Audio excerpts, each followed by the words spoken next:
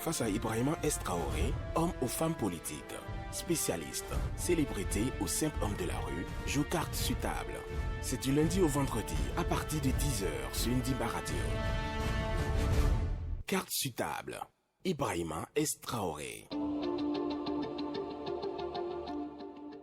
Bonjour à tous, il est 10h08 dans le studio Ben Daouda Silla de Ndimba Radio et c'est l'heure de jouer cartes sur table.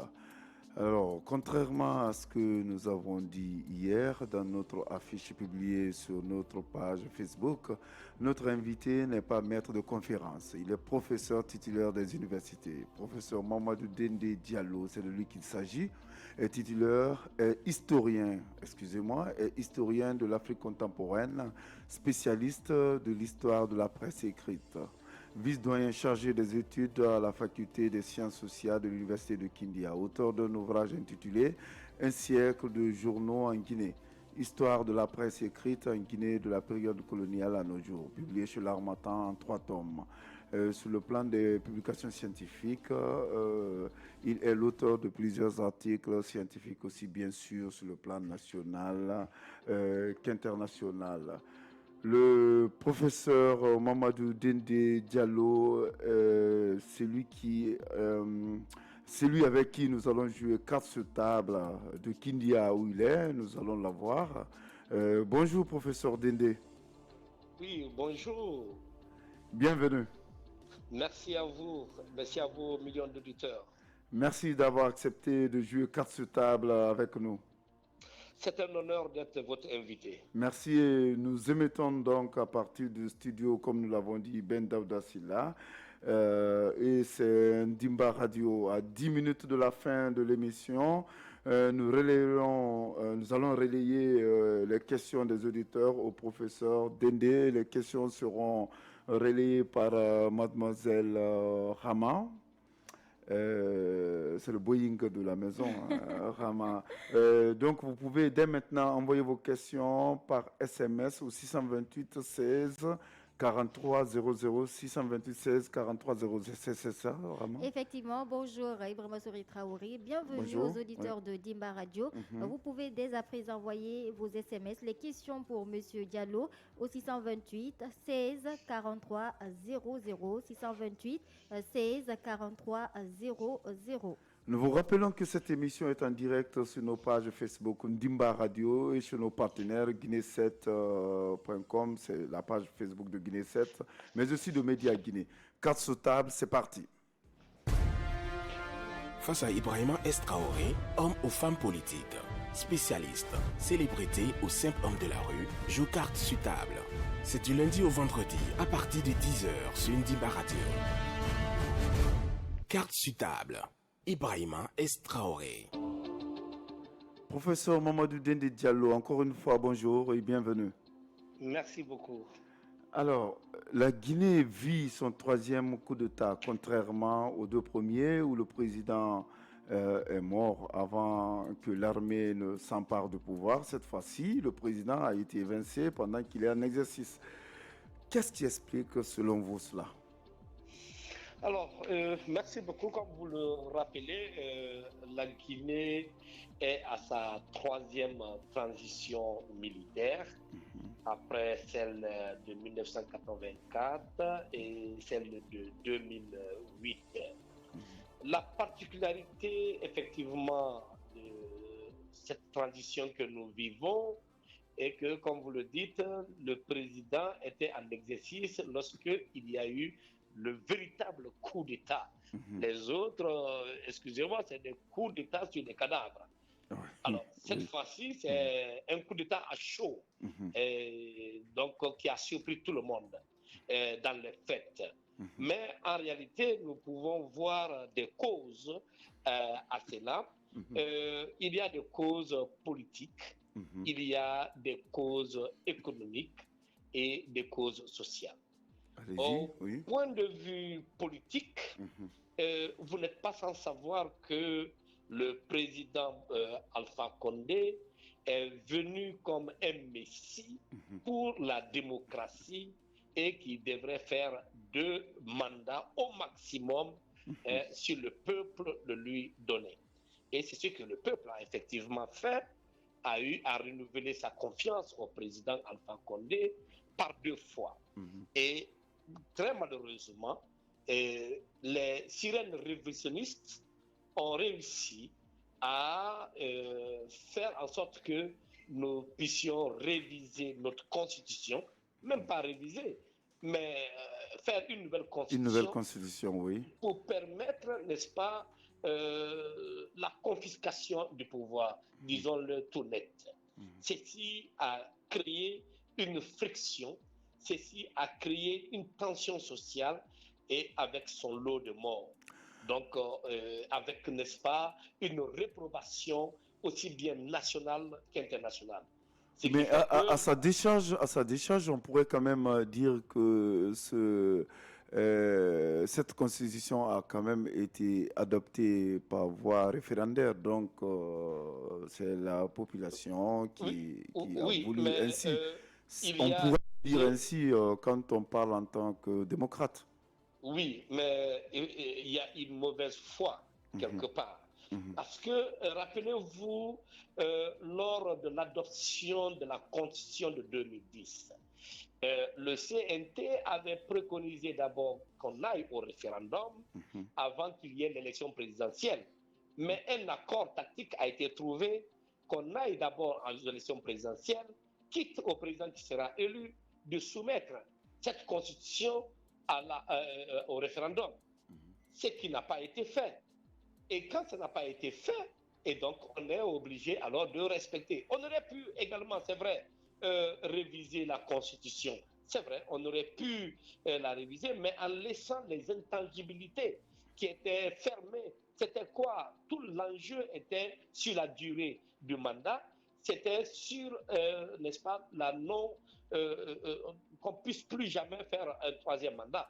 Donc, si ceci n'avait pas été touché, je crois qu'il n'y aurait pas eu de problème. Le seul problème, c'est qu'il y a eu une ouverture vers la possibilité de donner un autre mandat de plus au président. Et si même le président, je pense, ça c'est mon analyse personnelle, avait révisé cela, mais en refusant lui-même de se représenter, je ne pensais pas qu'il y aurait eu des problèmes.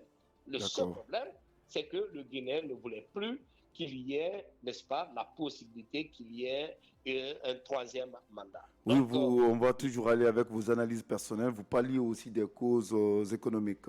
Ben voilà, les causes économiques, les uns sont liés aux autres, comme vous le comprenez. On a passé des années de contestation politique, ce qui a empêché le pays de bouger. Il faut bien le dire. Carte sur table. Le régime d'Alpha Condé a vécu l'enfer sur terre avec son opposition radicale. Et il y avait des manifestations lundi, mardi, mercredi. Vendredi, on va à la prière des morts. Et le samedi, on se prépare pour que le dimanche, et le dimanche, on se salue pour que le lundi, on reprenne encore les mêmes manifestations. Alors, c'était un cycle infernal. Ça ne peut pas développer un pays lorsqu'il y a de la contestation violente tous les jours pratiquement. Et le nombre de marches qui a eu lieu, n'est-ce pas, durant le régime d'Alpha Condé, c'est un nombre innombrable. Donc, l'économie a pris un coup. Deuxièmement, sur le plan économique, la corruption est devenue endémique. Et une petite portion de la population s'est enrichie de façon illicite, de façon illégale et de façon honteuse, pendant que la majorité du peuple vivait broyé du noir. Les conditions de vie ne faisaient que se dégrader de jour en jour. Donc, il y a eu une friction, il y a eu, n'est-ce pas, une division nette entre, n'est-ce pas, la classe dirigeante et, n'est-ce pas, le bas peuple. Et la misère était la chose la mieux partagée par la population. Et par contre, une petite minorité, l'élite au pouvoir, c'est la coulée douce avec, n'est-ce pas, tout ce que les mines ont engrangé. La Guinée n'a jamais eu autant d'entrées financières aux côtés de mines que pendant ce régime. Okay. Et regardez le nombre d'entreprises qui sont arrivées. Regardez Bokeh qui est devenu une mine à ciel ouvert. Cartable. Avec, n'est-ce pas, des milliers de tonnes de bauxite qui quittent le territoire, mais dont les retombées ne sont pas vues. Tout ceci entraîne des difficultés aussi au plan social. Ouais. Au plan social. D'accord. C'est-à-dire qu'il y a une interconnexion entre le plan économique et social. Vous quittez donc le plan économique pour le plan social. Tout est lié, monsieur le journaliste. Et lorsque l'économie ne va pas, le social le ressent immédiatement. Parce que le chômage, il est devenu endémique. Et les enfants sortent des universités, des écoles, sans possibilité d'avoir de l'emploi. Et ceux qui ont de l'emploi, c'est ceux qui ont des connexions avec, n'est-ce pas, le parti au pouvoir ou l'élite. Et donc, la majorité broie du noir, et ceci entraîne vraiment des frustrations. Cartable. C'est cette somme. En fait, c'est une cocotte minute qui a explosé le 5 septembre. Et si vous avez vu la réaction, moi, je l'ai observé et naturellement, ceux qui s'opposaient au régime du président Alpha Condé, qui ont manifesté la joie que le président Alpha Condé perde le pouvoir, c'était tout à fait naturel. Mais ce qui m'a plus marqué, c'est que même ceux-là qui bénéficiaient du pouvoir n'ont pas réagi. Et tout le monde est resté... Est-ce que vous ne pensez pas que ceux qui n'ont pas réagi, c'est parce qu'ils avaient peur? Non, mais je pense qu'il y en a qui ont dit que c'est bien fait pour sa gueule. Voilà, parce que ils n'ont pas, en fait, on le supportait parce que nous sommes des militants historiques. Nous sommes, et il ne faut pas oublier la réalité guinéenne. Le régionalisme a son pesant d'or, et l'ethnocentrisme a son pesant d'or. Cartable. Des personnes sont avec des leaders, pas seulement à cause d'un programme, mais à cause de certaines considérations irrationnelles. Mais quand ça a pété, tout ce monde-là a dit, écoutez, ça va, on n'a pas bénéficié, et s'il est parti, ça va, on ne va pas se tuer pour. Voilà, professeur Mamadou Dende Diallo est notre invité de ce matin, c'est lui qui a accepté de jouer carte sur table avec nous. Mais professeur, vous venez d'énumérer un peu les problèmes qui ont amené le colonel Doumbouya et à ses hommes de prendre le pouvoir le 5 septembre.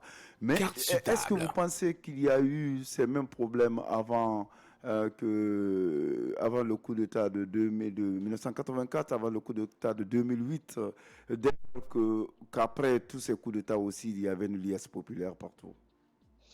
Oui, l'audace du colonel Mamadi Doumbouya et qu'il a fait du vivant du président. Et c'est une autre raison que je n'ai pas évoquée, mais sachez que même dans l'armée, il y avait des bruits de bottes. Il n'y avait pas... l'unité était apparente, mais en réalité, il y avait, quand vous parliez avec les militaires, vous sentiez, n'est-ce pas, du mécontentement. Mais simplement, puisque c'est la grande muette, les gens n'osaient pas parler. Et vous vous rappellerez qu'il y a des militaires qui ont été arrêtés, et qui sont encore en prison d'ailleurs, parce qu'ils se sont remués d'une manière ou d'une autre. Vous vous rappelez qu'à un moment donné, ça a tiré au camp Alpha Yaya, et pour revendiquer de meilleurs traitements salariaux et des traitements de conditions de travail.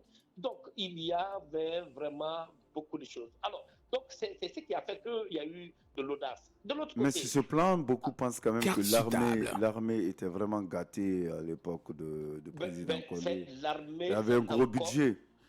Attendez, c'est encore comme le peuple. Il y avait une élite qui, n'est-ce pas, s'accaparait de ce budget. Les hommes de rang brouaient du noir comme les autres. Et ça vous pouvez en être sûr. Et les hommes de rang n'étaient pas mieux lotis que le bas peuple. Et simplement, puisqu'il y a l'ordre et la discipline dans l'armée, c'est pas comme avec la société civile, où, n'est-ce pas, pour un oui, pour un non, on peut aller en grève. C'est ce qui fait que dans l'armée, c'était calme, hein, mais en réalité, ils n'étaient pas du tout à l'aise. Et donc, le colonel Mamadi Doumbouya a bien josé la situation. Il a compris que la mangue était mûre et que si on l'accueillait, tout allait aller pour le mieux. Donc, il est venu au bon moment et au bon lieu. Et c'était la personne la mieux indiquée pour ne pas qu'il y ait un bain de sang. Parce que si c'était d'autres militaires, je vous assure que nous ne serions pas en train de parler en ce moment. Il y aurait eu une résistance, il y aurait eu, n'est-ce pas, un bain de sang. Mais c'était la personne la plus... Vous semblez signer carrément un blanc-seing au colonel Doumbouya. Et cependant, le coup d'État du 5 septembre, quand même, n'était pas immaculé. Non, je vous dis simplement que c'était... vous savez, les coups d'État qui ont les mieux réussi, c'est des personnes qui sont proches du pouvoir qui le réussissent. Hein. Le coup d'État au Mali de Amadou Toumani Touré, c'était l'aide de camp de Moussa Traoré.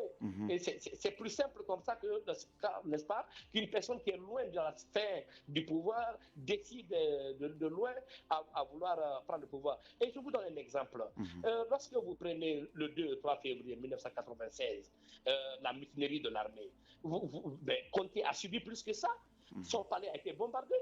Mais puisque ce n'était pas une personne proche qui pouvait mettre la main sur lui et aller déclarer, mais vous avez vu qu'après, il y a eu un changement de situation et Conté a repris son pouvoir plus paisiblement. Donc, et c'est pourquoi j'ai dit que c'était du peuple béni pour la Guinée. C'était du peuple béni pour la Guinée pour nous éviter un bain de sang.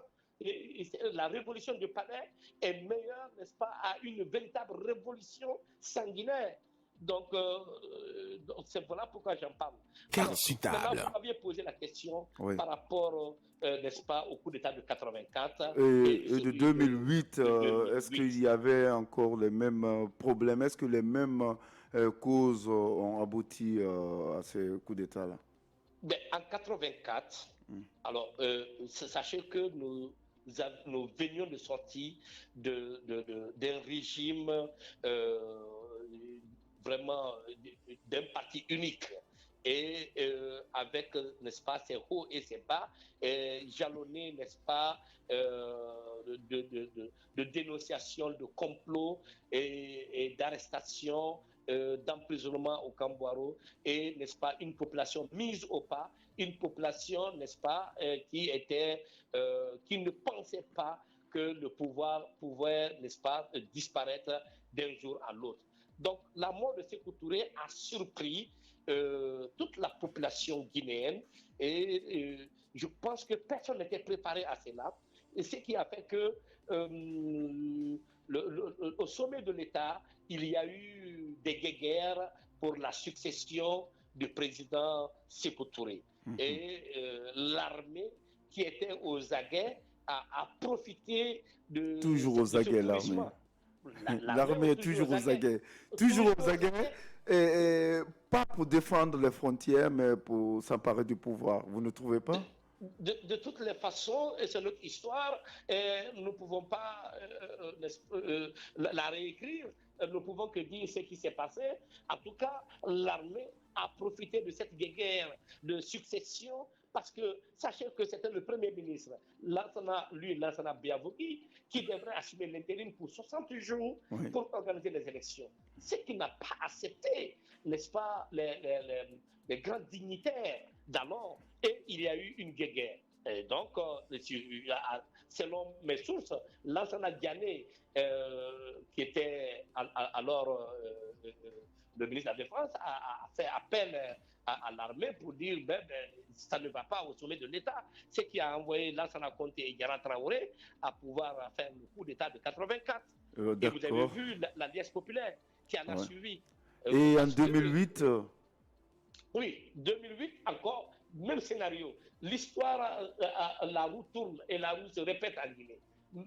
Voici un vieux président fatigué, malade, qui a connu des assauts répétitif de la société civile, des partis politiques, avec des manifestations violentes, plus de des centaines de morts, et qui, malgré tout, a réussi à manipuler aussi la Constitution pour s'éterniser au pouvoir, et voilà, qui meurt de sa belle mort un 22 décembre 2008. Et là aussi, normalement, l'armée, toujours elle est oui, venue prendre le Carte pouvoir. sur table. oui, et là aussi, la Constitution prévoyait que c'est le président de l'Assemblée nationale qui devait assumer l'intérim. Mais malheureusement, ce président de l'Assemblée nationale était décrié par la population parce que l'Assemblée nationale n'était pas renouvelée depuis des lustres, et ce qui faisait que la population disait que c'était une assemblée périmée et qui n'avait plus confiance à tous ceux-là qui ont entouré le président Lansana Conté pour se maintenir au pouvoir. Alors, encore une fois, l'armée est venue s'accaparer du pouvoir parce que c'était opportun et il y avait des possibilités. Et on a vu El Dadis Camara, qui était chargé du pétrole, du carburant, et qui est sorti de nulle part avec des hommes armés et qui ont déclaré avoir pris le pouvoir. Qui ont Encore déclaré une fois, avoir pris, le oui. peuple l'a acclamé. Le peuple Voilà. l'a acclamé encore une fois. Nous jouons carte sur table avec le professeur Mamadou Dende Diallo, Carte sur table. professeur titulaire des universités. Vous pouvez lui envoyer vos questions au 628 16 43 00, 628 16 43 00 par SMS bien sûr, mais aussi sur notre page Facebook, aussi, si cela vous dit. Et mademoiselle Rama relayera les questions au professeur Dende.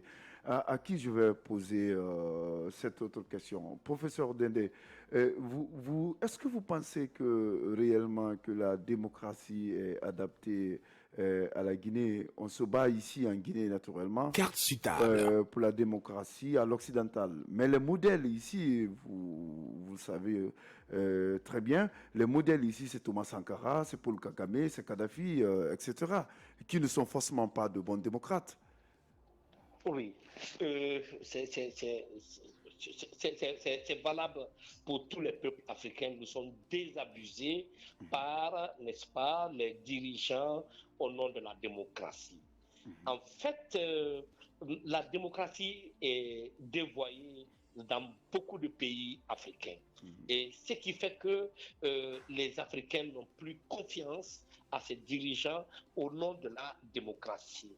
Parce que voilà des personnes qui utilisent le nom du peuple quand ça les arrange et utilisent le nom du peuple pour pouvoir aussi s'éterniser en utilisant des subterfuges de la loi et en modifiant la constitution, en faisant des coups d'État constitutionnels, et ce qui fait que la population n'a plus confiance.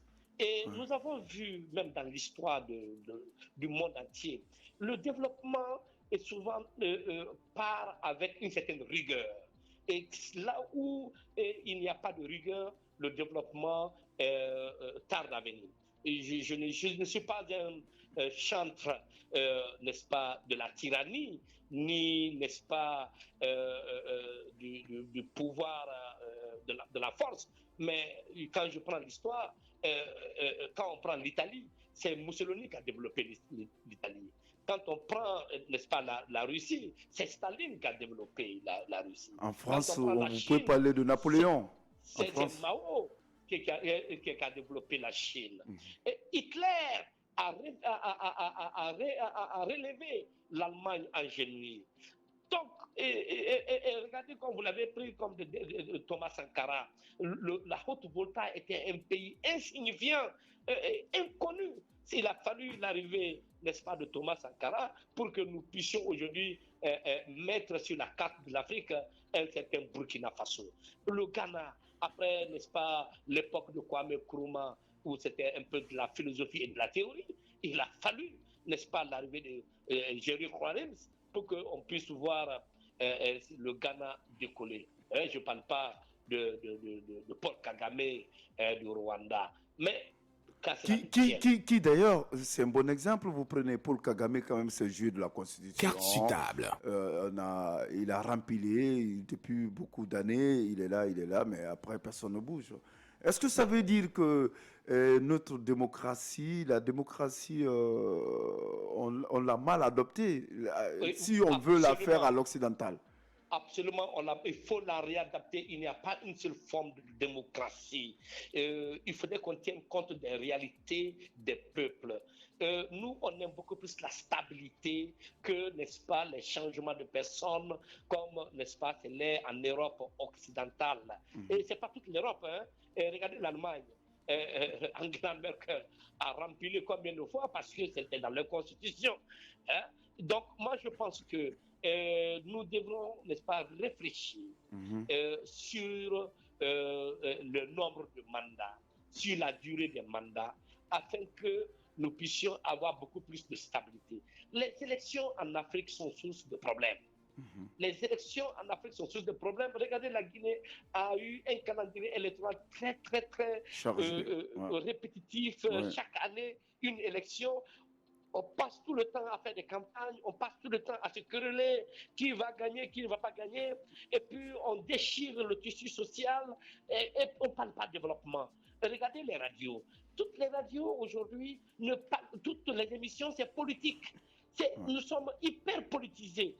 Alors, il y a peu d'émissions de développement parce que ça n'attire pas. Ce qui attire, c'est lorsque un haut politicien est invité pour parler de tous les sujets qu'il maîtrise ou qu'il ne maîtrise pas. Mais voilà, on voit son leader. Donc, c'est une façon peut-être pour dire que l'on a beaucoup plus besoin de développement, de stabilité que de ces grandes démocraties avec, voilà, un peu à l'occidental. C'est ça? C'est ce que vous voulez dire? Je suis foncièrement démocrate. Je veux que le pouvoir revienne au peuple, que ce soit un pouvoir du peuple pour le peuple et pas le peuple. Mais je veux également qu'il y ait une certaine stabilité. C'est pourquoi je voudrais que le CNT qui arrive réfléchisse sur un modèle qui ne soit pas un copier-coller à l'occidental, mais qu'on essaie notre culture dans cette démocratie. Et chez nous, en Europe, insulter un président, ce n'est pas un délit. Mais chez nous, en Afrique, insulter un mené, c'est un délit. Par exemple, on ne peut pas nous mettre dans notre constitution qu'on a dépénalisé l'injure au chef de l'État, comme l'a fait la France, par exemple. C'est un exemple parmi tant d'autres. Mais je voudrais donc que le futur CNT qui sera mis en place ne soit pas un CNT politique, ne soit pas un CNT orienté sur des élections, mais sur un CNT patriote qui réfléchisse et qui trouve des voies et moyens pour stabiliser les problèmes politiques. C'est-à-dire, pour vous, par exemple, l'idée dont tout le monde parle, cette idée de refondation de l'État devrait servir, par exemple, à cela, c'est-à-dire c'est de voir carrément notre mode de gouvernement, revoir un peu comment on doit être géré. Absolument. Mais c'est pourquoi le terme refondation est venu. On a tenté de 58 à 84 le pouvoir à parti unique. Ça, on a vu ce que ça a donné. De 90 à nos jours, on a vu ce que le multipartisme intégral a donné. Ça a déchiré le lambeau social. Et réfléchissons, trouvons d'autres voies et moyens pour, n'est-ce pas, intégrer nos valeurs africaines à notre démocratie. On ne doit pas copier textuellement la Constitution française pour l'appliquer, n'est-ce pas, à notre Constitution. Aux Guinéens. Ce qui est fait pour des Français, on veut l'appliquer aux Guinéens, oui. Voilà, c'est fait au nom de la culture française. Nous n'avons pas la même culture. Il faudrait qu'on insère les éléments de nos cultures dans cette constitution. Il faut qu'on en tienne compte. Moi, je suis pour, par exemple, des élections générales d'un trait et pour un mandat de 7 ans, par exemple, et renouvelable une fois. Voilà. Donc, quelqu'un est capable de faire 14 ans de pouvoir. Il peut, n'est-ce pas, réussir à faire son modèle économique pendant ça. Mais qu'on fasse les élections générales une fois, par exemple, et puis les autres 6 ans, on se met au travail. Voilà, parfait. Voilà. Ça, c'est l'avis du professeur Mamadou Dede Diallo, professeur titulaire des universités. Envoyez-lui les questions au 628 16 43 00, 628 16 43 00 et la charmante Rama va les relayer au professeur Mamadou Dede Diallo. Professeur, on va maintenant parler encore de beaucoup plus de l'actualité, de quelque chose qui est encore beaucoup plus actuel. Alors, Monseigneur Sarah a estimé que le domaine des cases de Bellevue retourné à la famille Sékou Touré appartenait à l'église qu'il aurait eu certainement du colon. Quel commentaire en faites-vous? Quand j'ai écouté Monseigneur Robert Sarah, je suis allé pour lire d'abord l'ensemble de son discours. Carte sur table. J'ai vu que la presse s'est apaisantie uniquement sur ses propos polémistes. Sinon... Je veux rappeler aux auditeurs que vous avez été journaliste et vous savez pertinemment que le journaliste s'occupe du train qui ne vient pas à l'heure. Oui. Je sais. Soit dit en passant, professeur Dédé. Je sais. Oui. Et je voulais donc dire que le contenu général de ce discours devrait être mieux exploité que, n'est-ce pas, de tourner tout d'abord sur cette polémique. Maintenant, revenons à cette polémique. Je pense que les propos de Monseigneur Robert Sarah ont été un peu caustiques à l'endroit de la première Carte dame. sur table. Sinon, dire que le domaine appartient à l'Église n'est pas un crime. Ce n'est pas un crime. C'est lorsqu'il a dit que lorsque la première dame accepterait, n'est-ce pas, ce domaine, ce sera se déshonorer et déshonorer son mari, c'est ce qui a été un peu caustique. Sinon, moi, à la place, n'est-ce pas, de la dame, j'aurais demandé de prouver par des documents de, n'est-ce pas, de propriété. Mais revenons à l'histoire. Nous savons que avec la colonisation, l'Église est venue avec la colonisation et les domaines ont été donnés à la, n'est-ce pas, aux missionnaires. Ce qui fait que, par exemple, il y a une école Sainte-Marie qui est tout à fait à côté de ce domaine. Donc, est-ce que c'est tout le domaine, y compris le domaine de Sainte-Marie, qui appartenait à l'Église, que, n'est-ce pas, le régime de Sékou Touré a nationalisé, ça aussi, il faut le reconnaître, à l'indépendance, tout ce qui appartenait aux colons a été nationalisé et est tombé dans le domaine de l'État. Bon, je n'ai pas, moi, de source fiable pour dire que ce domaine appartiendrait à l'Église ou à la famille de Sékou Touré. Je pense que maintenant, il faudrait judiciariser l'affaire, il faudrait aller à la justice et que les deux parties prenantes prouvent par des documents à qui appartient. Si Sékou Touré l'a acheté, comme on l'a dit en 1957, que c'était un domaine qui appartenait, parce que là aussi il y a une polémique, il y en a qui disaient que ça appartenait à l'Aji Fofana, il y en a qui disaient que ça appartenait au papa de Bamamadou, eh bien, je n'en sais rien. Mais si ça a été acheté pendant que Sékou Touré était maire de la commune de Conakry, alors il doit avoir des documents de preuve qu'on les sorte.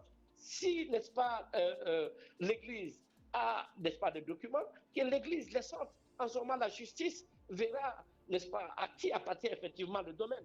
Mais de toute façon, monsieur le journaliste, ces cases de Bellevue sont devenues institutionnelles. C'est devenu comme un domaine public vu tout l'investissement de l'État qui a été fait. Quand on dit la case de Bellevue, au temps de Sékou Touré, c'était partout comme elles sont actuellement. Il y a eu d'autres investissements, il y a eu d'autres... c'est tombé même dans le domaine de l'État. Maintenant, si l'État cède à tierce personne, c'est tout à fait un droit. L'État peut céder sa propriété à qui il veut. Donc, je pense qu'il faudrait mettre bas la terre. De l'autre côté aussi, Madame Touré, André, oui, André André a Touré, été a parlé avec émotion, oui, sans se retenir, et sa querelle, c'est avec Monseigneur Robert Sarah, ouais. qui de Euh, passage est quelqu'un de respecté et de respectable, mais aller jusqu'à dire que sa descendance était nue et que c'est son mari qui les a habillés, c'est un peu trop fort. C'est un C'est un peu peu trop trop fort. fort, c'est un peu trop C'est un fort, peu mais trop fort. professeur Et Dendé, voilà. quand vous êtes professeur d'histoire, et quand on parle maintenant des faits, certains pensent qu'il y a quand même à se poser des questions sur des biens qui sont légués par le missionnaire, un peu. Carte sutable. Certains ne trouvent pas ça très normal que l'on revendique c'est bien dès lors que le missionnaire, le colon, il est quand même venu d'ailleurs. Hein, et comme d'autres l'ont dit, le colon, il est venu Avec euh, la Bible. la Bible dans la main, je crois, Oui. et puis Voilà, l'arme à et voilà. l'épaule, quelque chose comme ça. Et Une- bien voilà, donc si le colon, le missionnaire, il a des terres ici et qu'il lègue ces terres, est-ce qu'il n'y a pas quand même à se poser des questions sur ça parce que le missionnaire, il n'existe plus? Bon, alors, moi c'est pas ma lecture. Mhm. C'est vrai que le professeur Kizerbo, en parlant de l'occupation de l'Afrique, a parlé des trois M. Le premier M, ce sont les missionnaires. Le deuxième M, ce sont les marchands. Le troisième M, ce sont les militaires. Donc, ceci prouve comment est-ce que l'Afrique a été conquise. C'est vrai. Carte Mais sutable. quand on a fait une acquisition. À un moment donné, sachez que la Guinée était une colonie française. Mhm. Et la colonie française était dirigée par une organisation française. Mhm. Et on ne peut pas nier tout ce que cette administration a donné comme droit à certaines personnes. Mais il y a beaucoup de Guinéens qui ont acheté des terres pendant la période coloniale avec les colons. Est-ce que parce qu'ils ont acheté, ils ont eu des documents des colons, donc ils sont plus propriétaires à nos jours? C'est pas cela. Si, n'est-ce pas, ils l'ont acquis de façon légale au moment où c'était ça la loi, mais cette légalité continue, la loi n'est pas rétroactive. Maintenant, en 1960, je sais plus, c'est à 64 ou 67, je crois 64, il y a eu la nationalisation. C'était la politique de l'État d'alors. En nationalisant, c'était ce qui a créé ce qu'on a appelé le contentieux franco-guinéen, Ouais. qui a été résolu en 1978 par un accord entre la France et la Guinée. Est-ce que dans cette résolution, est-ce que dans ce domaine est tombé dans le contentieux franco-guinéen? Je n'en sais vraiment pas. Donc c'est pourquoi je dis qu'il ne faudrait pas qu'on parle avec le cœur, il faudrait qu'à tête reposée, que nous puissions interroger les archives pour voir Carte à qui sutable. appartient ce domaine. Que chacune des parties prouve un peu l'appartenance Voilà, des lieux, parce que forcément l'Église doit détenir des documents, voilà. et forcément la famille Sékou Touré doit détenir des l'a documents acheté aussi. de façon En légale, tout cas, et voilà, donc il doit si on a avoir des acheté. documents. Donc, Voilà. à chaque partie de nous prouver que le domaine lui appartient. Alors, lui appartient et que moi je prends la sérénité, je prends le calme. Je pense que nous ne devrons pas, n'importe quel sujet ne doit pas contribuer à élargir le fossé entre les populations guinéennes. Voyez-vous, on a quitté le domaine ethnique, on attend d'aller au domaine religieux. Ça devient grave. oui. Il ne faudrait pas que tous les sujets soient une occasion, une aubaine pour, n'est-ce pas, les chevaliers de la catastrophe, pour, n'est-ce pas, nous envoyer vers la catastrophe. Il faudrait que les colombes puissent planer sur la Guinée afin que la paix de cœur puisse régner. Afin que la paix de cœur puisse régner, et sachant raison garder, ce sont des conseils du professeur Mamadou Dende Diallo. Alors, Rama, est-ce que nous avons des questions des auditeurs? Oui, nous avons des questions. Déjà, merci à M. Diallo d'avoir accepté de jouer 4 sur table. Il y a Tidiane du côté de Dixine qui dit: bonjour professeur, la semaine passée, Thierno Monenembo disait que les historiens africains n'ont pas joué leur rôle dans l'écriture historique. Quel est votre commentaire dessus? Oui, j'ai lu ce commentaire de l'honorable et respectable Thierno Monenembo. Oui, il a raison. En fait, il faudrait que les historiens que nous sommes mettions en pratique ce que nous savons le mieux faire. C'est-à-dire que l'historien n'est d'aucun temps, d'aucun peuple, il est d'aucune nation. Il doit être impartial dans le traitement, n'est-ce pas, des sujets. Malheureusement, nous sommes laissés influencer par, n'est-ce pas, le contexte actuel, par le contexte politique, par nos intérêts égoïstes, et chacun tire, n'est-ce pas, l'histoire en sa faveur.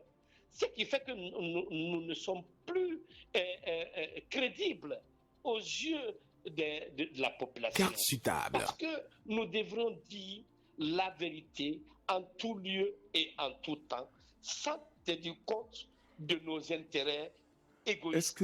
Est-ce que vous êtes en train de nous dire que vous-même qui avez écrit que vous n'avez pas fait votre travail, est-ce que vous êtes en train de nous dire que le professeur Tamsir Niane, le professeur Barry qui a écrit l'histoire du Fouta Djallon, si je ne m'abuse, et ces histoires générales de l'Afrique dirigées, je crois, par Kizerbo en partie et par le professeur Niane, et tout ce beau monde, l'âme au Sénégal, et tout le monde, vous pensez que tous ceux-ci n'ont rien fait?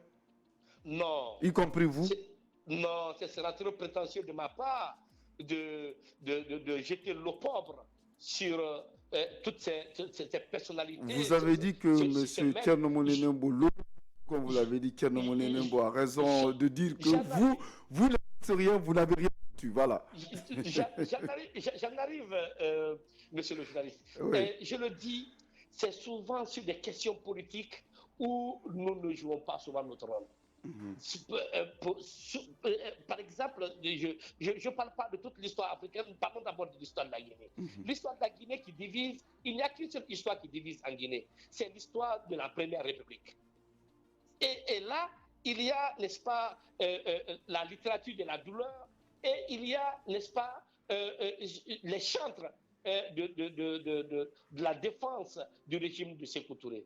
Quand je prends par exemple le grand historien Sidiki Kobene Keïta, oui. Mais Sidiki Kobene Keïta n'a jamais caché qu'il est l'historien du PDG RDA, l'historien attitré du PDG RDA. Donc dès lors qu'il l'affirme, déjà ses écrits, on peut en douter.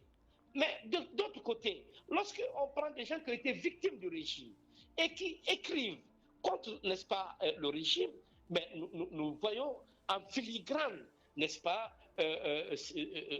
qu'il y a une volonté de condamner et de peindre en noir tout ce que Sékou Touré a fait. Vous ne pensez pas que c'est peut-être plus quand même juste à l'égard du professeur Kobele, c'est-à-dire en le jugeant de par ses écrits que de par ce qu'il a dit? Est-ce que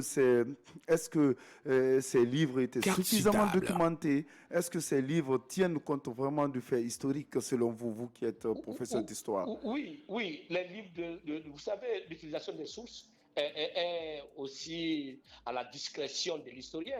Et les sources utilisées par le professeur Kobele, oui. C'était pour justifier son idée. Mais il y avait d'autres sources aussi qu'on pouvait prendre pour contrecarrer peut-être ce qu'il a dit. Ça, c'est valable pour nous avons lu aussi les écrits de Kaké, le professeur Kaké. Oui, voilà, donc il y a côté, il y a peut-être d'un côté quelqu'un qui défend, comme vous le dites, le régime Sékou Touré. Il y a de l'autre côté quelqu'un qui peint en noir. voit le régime Sékou Touré. Alors, c'est ce qui fait la beauté de la science, c'est ça la contradiction aussi. Ça ne veut pas dire, j'imagine, ça ne veut pas dire c'est que M. Monenembo a dit que vous ne foutez rien, vous travaillez quand même, ça donne du lecteur. Carte sur table. C'est vous qui le dites, hein. C'est vous qui dites qu'il a dit nous ne foutons rien. Non, vous ne travaillez pas. Ce n'est pas comme ça qu'il a dit. Ah, d'accord. Non, là, vous exagérez aussi. Ah, d'accord. Excusez-moi. Je vais dire mon mot. Merci. Alors, sur cette question, professeur Dende. Autre question, s'il vous plaît. Au sortir de la rencontre des acteurs politiques lundi dernier pour la mise en place du collectif des partis politiques guinéens, CPP, s'exprimant sur la durée de la transition, Cellou Dalein Diallo a affirmé qu'il faut que la Guinée reprenne ses places dans les institutions, notamment la CEDEAO et l'Union africaine. Et pour cela, il faut qu'elle sorte de cette transition. Êtes-vous d'avis ? Oui, moi je suis un partisan pour une transition courte. D'accord. Et pourquoi? Ah ben, parce que on dit que l'appétit vient en mangeant. Carte sur table. Le pouvoir use. Le pouvoir use. Et on peut venir avec de très bonnes idées, de très bonnes intentions, mais au finish, avec le temps et avec, n'est-ce pas, tout l'entourage qu'on a autour de soi, on peut créer des conditions pour qu'on puisse dévier. Et ceci arrive le plus souvent. Très bien. Et on vous considère comme un messie, on vous présente comme un messie, on vous présente comme, n'est-ce pas, la personne sans laquelle le pays ne saurait vivre un Carte seul sur instant. table. Et vous prenez cela comme une mission messianique. Et finalement, plombe. Alors, finalement, vous ne pouvez plus rien faire. Le technicien me dit qu'il est presque l'heure. C'était très passionnant, monsieur professeur Mamadou Dende. J'ai posé la toute dernière question. Vous allez nous répondre. Malheureusement, on ne peut pas passer toutes les questions des auditeurs, malheureusement. Mais professeur Dende, vous avez écrit l'histoire de la presse écrite en Guinée.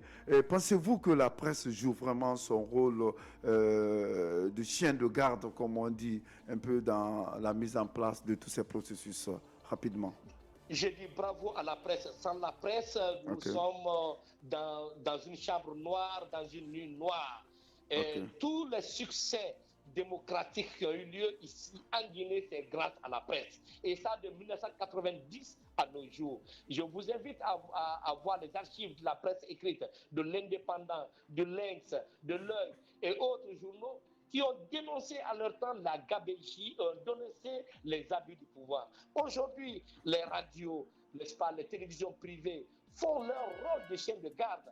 Et aujourd'hui, c'est grâce à cette presse que le pouvoir réfléchit par deux fois avant de prendre une décision. Et vous avez remarqué que, n'est-ce pas, les émissions de débat influencent largement, n'est-ce pas, les prises de décision. Et c'est ce que la presse doit faire. Et c'est vraiment intéressant.